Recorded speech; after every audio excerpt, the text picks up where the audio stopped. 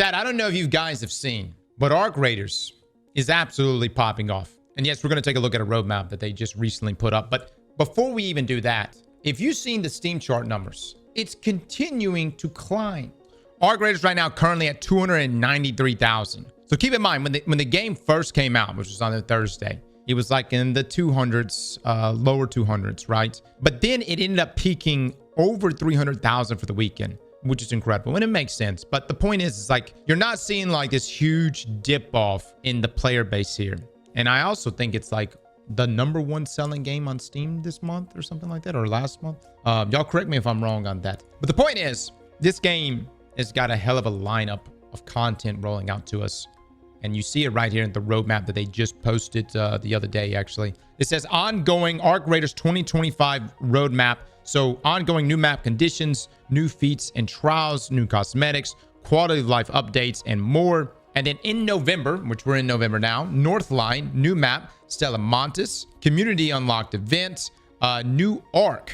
So we're getting a new arc type of enemy, the Matriarch and Shredder, new gameplay items, and new quests. And then in December, Cold Snap, Snowfall map condition, which let me just say, I already like really enjoy all the different, like when you talk like dynamic weather systems, y'all remember years ago with like Europa, Bungie was talking about dynamic weather. And don't get me wrong, Europa has that, but every one of the maps has extremely dynamic day and night cycles, weather events. And then when you tack on snow, I'm really curious to see like how the snow is going to affect our characters. Are we going to, like, is it going to zap our stamina faster? Are we going to move slower? You know what I mean? Is there going to be sleds? Can I build a snowman? Is there going to be a Christmas event? I don't know.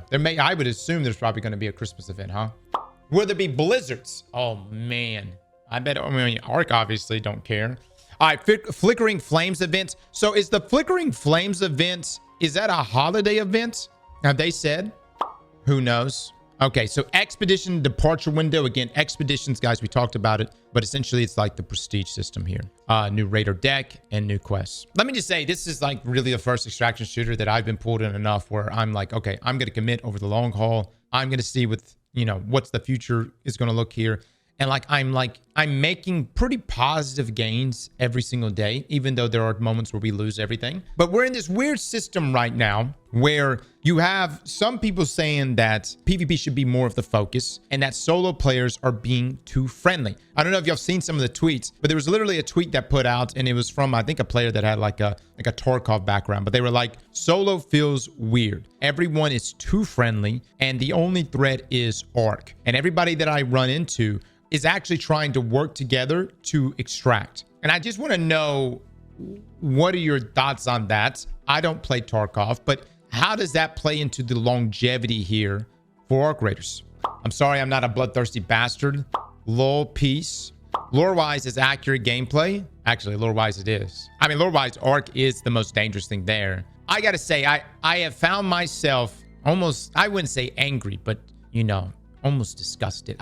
I saw someone the other day put up clips of them killing people at the extraction point, even like they would essentially make friends with them, be like, hey bro, I'm just here to extract. And they're like, I'm here to extract too. And everything's cool. And then they go to extract together. And while the guy is turned, right, and he's calling in the extract, the other dude melts him. Now that's some shit, man. That's some shit. I think the people that want to play PvP though, go play trios. Let me tell you, we've been playing trios, and everybody in trios, it's shoot first, talk later, talk second. Like you literally, you don't even talk. You don't even talk to anyone in trios unless you're finishing them. That's normally people talking shit. But in trios, that's where PvP really comes out. That's where the bloodlust is truly at the forefront. And if solos wants to be this experience where you can just be this scavenger and go around collecting resources, and occasionally if you run into another, you know, person, and if you have unified goals there to just get out and escape, that's fine. We recently just ran into someone, and yes, there was an opportunity there where we could have killed him. We talked, we said hello to each other, and he actually was calling in the extraction when we went inside. You guys, it was about 50-50 in this chat. 50% of you were telling me to melt him. 50% of you were like saying, don't do it. For the sake of this game and for this community, I would say in solos, don't be a piece of shit. If you want to play PvP, go do duos and go play trios. Now, here's the other thing. Can you still kill people in solos? Yes, but don't deceive them. Don't be like, hey, bro, I'm just here to have a good, I'm just here to do a quest. And then the moment they turn their back, you shoot them. I think that if there is a way for Embark to put a bounty on someone's head for doing that, I don't know if that's even possible. But imagine if you were if someone there actually deceived you. You were deceived and they killed you after attempting to make good with you, right? And create some sort of alliance. Wouldn't it be awesome if a karma system or a bounty system popped up on them? Bruh. I would love that. You hear me? It just pings them up on the map. Be like, yep, there he is. There he is. There's the piece of shit right there. Everybody, fuck that guy. But that's the game? Maybe. But look, no one would be mad about it if it imagine if the bounty was like 10,000 coin. Would you kill some dude that melted a completely innocent person for 10,000? You know what I'm saying? I just don't know how the game will be able to pick up on whether or not there's an alliance there. You know what I mean? Let me just say, guys, the past week for Arc Raiders has shown that, man, there is definitely a market here. From the viewer side, the people playing the game. It's not just people watching people play the game. It's people actively playing the game. I think Arc Raiders and Embark has really hit it, man. And surprisingly hit it at the perfect time. And so I'm really enjoying this. I'm curious to see how this is going to play out over the long haul. Keep in mind, this is just the 2025 roadmap. They've already stated that they have a 10-year plan for this game. I'm not going to overhype it and say that, hey, for the next 10 years, we're going to play this game. But I would imagine that 2026 is going to be loaded down with a lot of new stuff that they're going to be bringing to us. And I think the community here is going to become very embedded. And I find myself waking up every day wanting to play more Arc Raiders.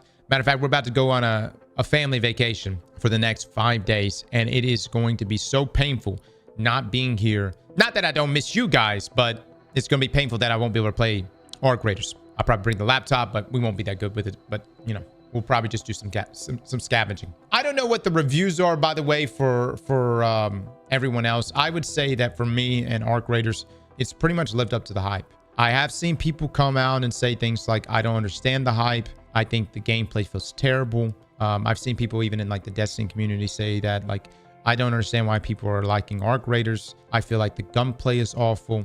I do want to mention this. The gunplay is supposed to feel terrible at base level, at free loadouts. Your character is supposed to feel terrible at that base level.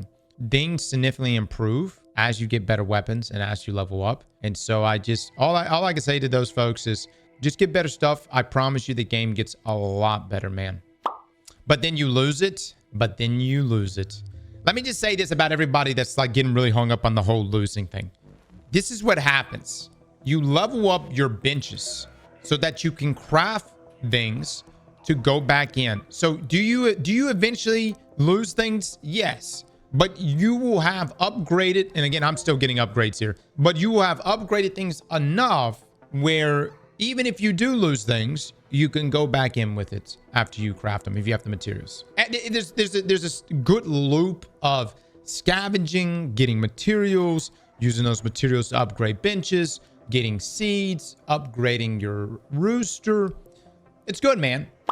Coming from Tarkov, this game is the same thrill with our gear fear. Yeah, I think you have to have gear fear. It hurts to lose things, as it should. You know, those moments suck, dude. I've been on the receiving ends of those moments. They fucking suck. But yeah, that's why you covet certain items. The good thing is like, I feel like I'm able to bounce back pretty quickly. I lose some shit. I jump on a free loadout. I go back in and I might get lucky. You know what I'm saying? Anyways, all I can say, guys, I like this game.